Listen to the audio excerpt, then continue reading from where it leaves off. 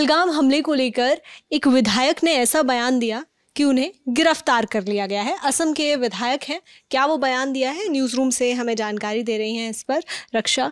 क्या बयान आया है? जी, पहले विधायक के बारे में बता देते हैं। अनिमुल इस्लाम नाम है इनका, असम के डींग से विधायक हैं, all India United democratic front party से।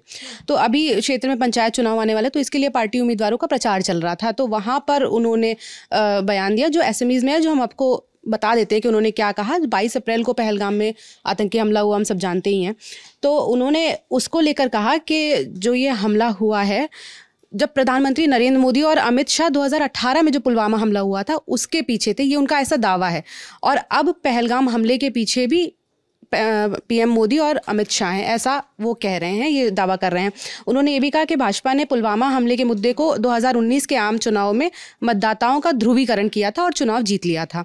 उन्होंने बोला कि मैंने उस वक्त जांच की मांग भी की थी, लेकिन कुछ हुआ नहीं।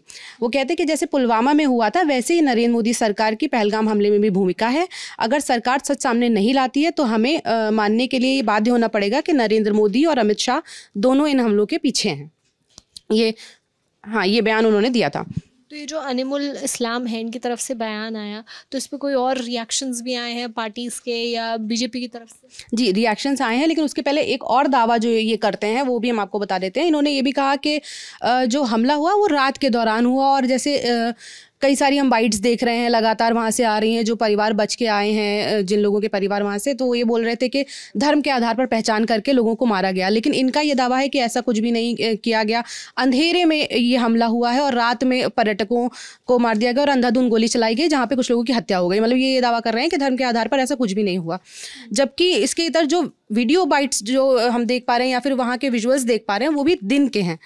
जो हमारे पास जानकारी आ रही है उसके मुताबिक 2:45 पर 22 अप्रैल को ये हमला हुआ था। तो इस तरीके के बयान के बाद वहाँ पे आक्रोश फैल गया और अब असम पुलिस क्राइम ब्रांच ने इनको गिरफ्तार कर लिया है।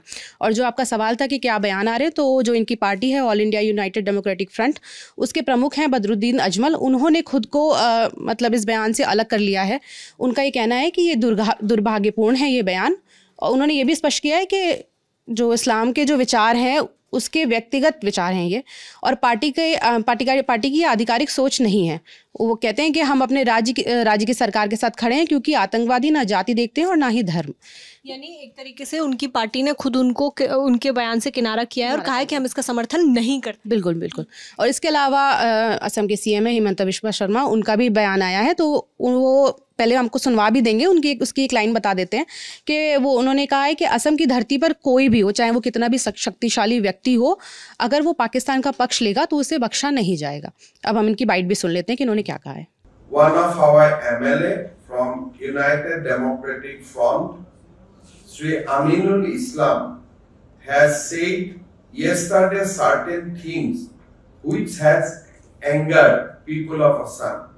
I have reviewed the video and I have seen that video has been posted in a manner to defend Pakistan in the Pakistan and its complicity in the terrorist attack. I have instructed Assam police to take strong action against the MLA. तो अनिमुल इस्लाम की तरफ से ये बयान दिया गया और इसके बाद में उनको गिरफ्तार कर लिया गया है। इस मामले में जो भी अपडेट आएगा हम आप तक पहुंचाएंगे। न्यूज़ रूम से जानकारी दे रही थी रक्षा। मेरा नाम है श्रुतिका और कैमरे के पीछे है आलोक। आप देखते रहिए द ललन टॉप। शुक्रिया।